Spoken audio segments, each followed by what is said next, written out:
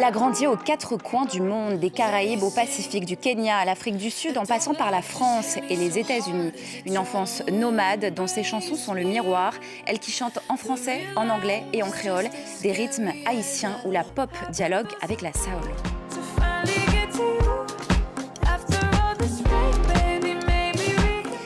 Dans sa musique, elle raconte une identité en mouvement, faite de strates, de couches et d'influences. Aujourd'hui, elle ouvre un nouveau chapitre avec son premier album, Ecclesia. L'artiste franco-haïtienne Naïka est notre invitée. Bonjour Naïka, je suis ravie de t'accueillir, de vous accueillir pour votre toute première télé en France. Merci. On est vraiment ravis, vous avez choisi France 24. Vous avez appelé donc cet album Ecclesia, rassemblement, je crois.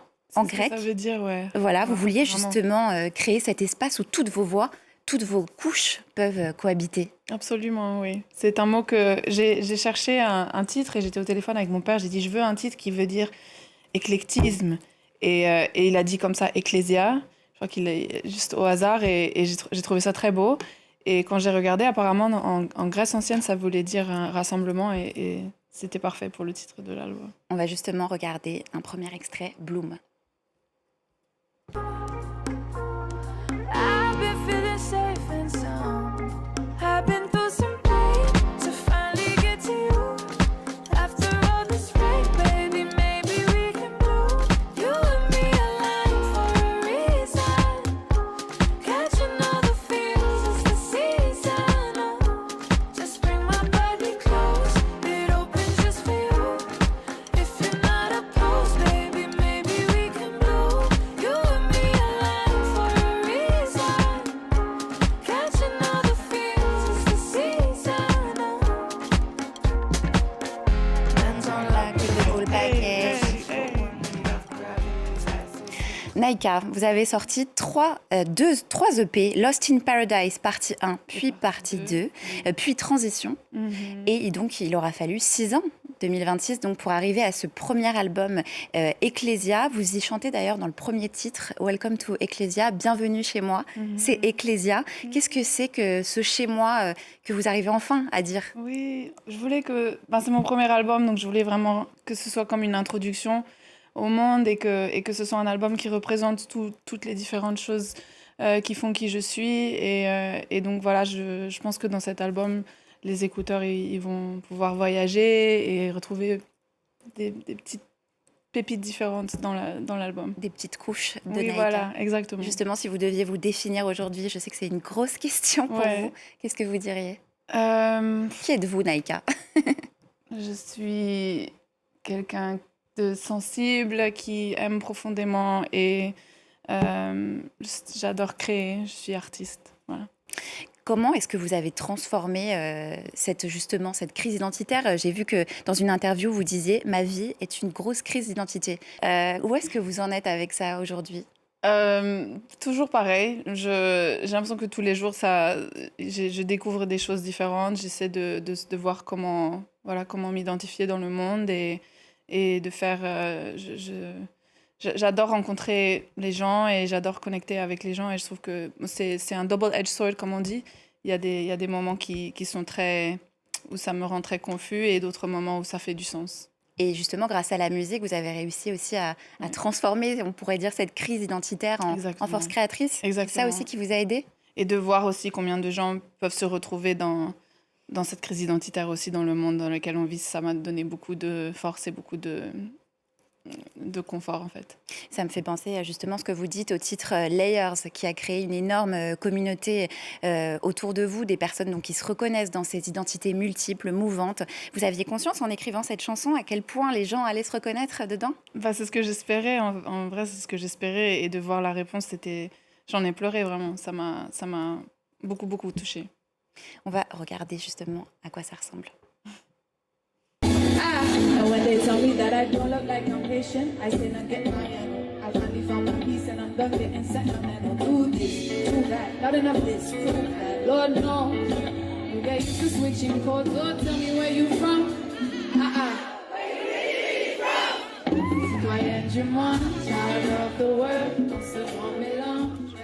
C'est vraiment votre chanson signature, j'ai Ouais. l'impression, Layers. Ouais, absolument. Mais elle figure pas dans le nouvel album. Non, c'était malheureusement. toute seule. Quelle est votre chanson la plus personnelle de cet album, justement? Je crois qu'elles sont toutes très personnelles. Elles sont toutes personnelles. Il n'y en a pas une qui se démarque. Soleil, j'ai l'impression qu'elle est un peu plus personnelle que les autres, mais Ouais, Soleil, elle est très personnelle.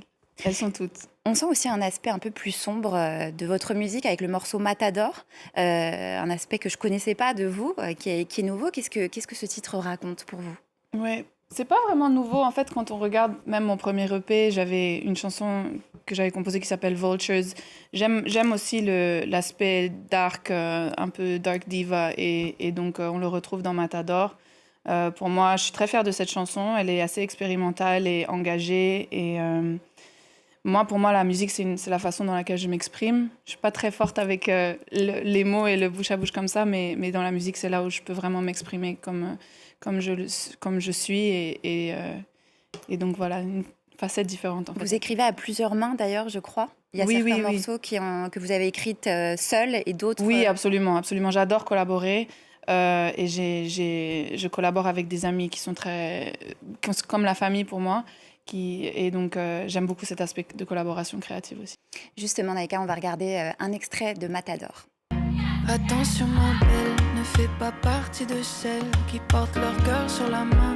On le mangera comme du pain. Tiens-toi droite, porte ta voix, mais pas trop fort. N'aie jamais raison, jamais tort, et tu verras comme il t'adore, le matador. La vie, ça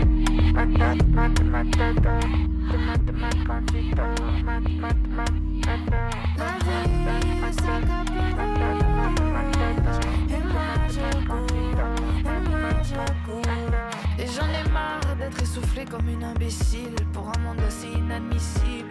Alors, votre force, donc votre créativité, les messages que vous portez, ça inspire des millions de fans, de femmes, de jeunes filles, de jeunes hommes à travers le monde. Vous entretenez d'ailleurs un lien très direct, très personnel avec votre communauté, notamment sur les réseaux sociaux.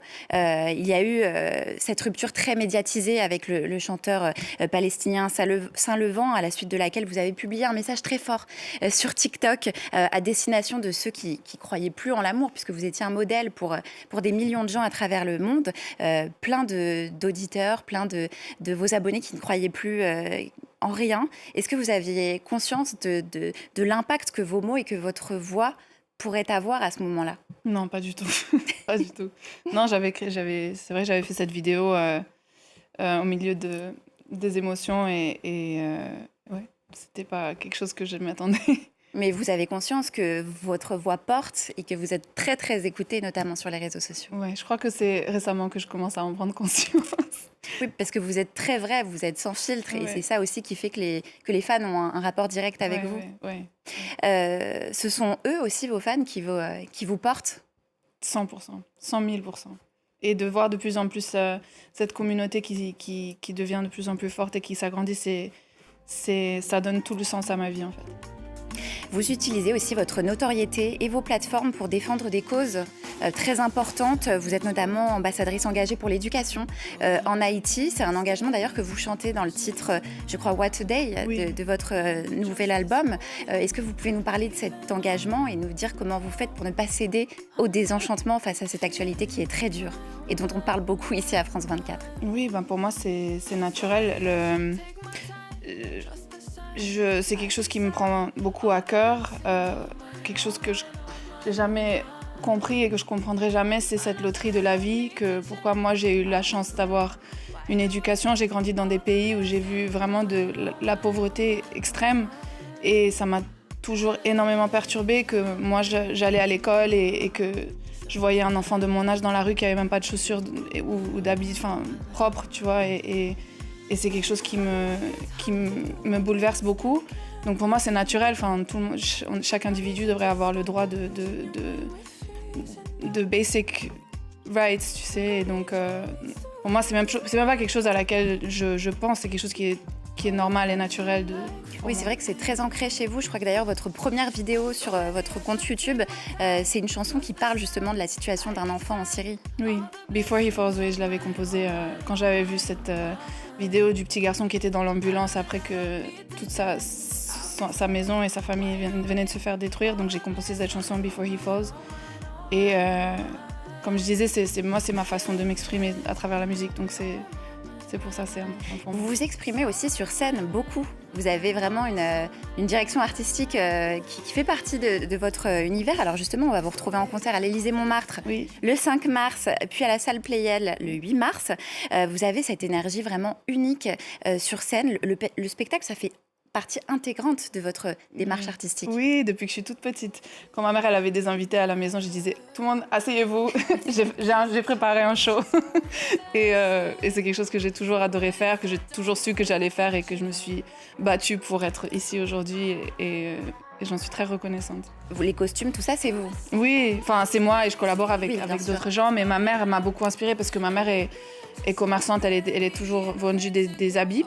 Donc c'est quelque chose qui a toujours fait partie de... Ma grand-mère en Haïti, elle avait un magasin de tissus. Donc c'est quelque chose, quand j'allais en Haïti chez ma grand-mère, il y avait des tissus partout chez elle et donc je mettais ça sur le corps, je façonnais différents habits et tout. Et c'est quelque chose que... Ouais, tout ce monde-là, ça fait vraiment partie de qui je suis, de mon enfance. Merci beaucoup, Naïka. On va se quitter avec un de vos clips de votre nouvel album. D'ailleurs, Zobodo Bodo, si je vous dis ça. Bodo, bodo. Zobodo Bodo, c'est évidemment... allez. Voilà, c'est One Track Mind. Qu'est-ce que c'est un One Track Mind pour les Français qui ne comprennent pas l'anglais? One Track Mind, ça veut dire t'as seulement la tête à une chose. Donc Je vous laisse voir ce que c'est. Donc cet homme, c'est un homme qui pense à... Ouais. Après, ça peut être différent. Pardon, ça peut être différent pour chaque personne, mais ouais, c'est quelqu'un qui a une chose seulement. Et donc, on va se quitter avec One Track Mind, extrait de votre premier album Naïka, après presque 10 ans dans la musique, Ecclesia, qui sort le 20 février prochain. Merci beaucoup, Naïka, d'être venue sur France 24 pour votre première télé. Ça nous fait extrêmement plaisir. Et quant à nous, je vous dis merci pour votre attention et à très vite sur France 24. On se quitte avec One Track Mind de Naïka. I don't know, don't ask me, I don't know how one can be so cold, baby, you're so cold, who made them pseudo? It's two guns to rewind, that boy is a one-track mind, he's a one-track mind, that boy is a one-track mind, he's a one-track mind.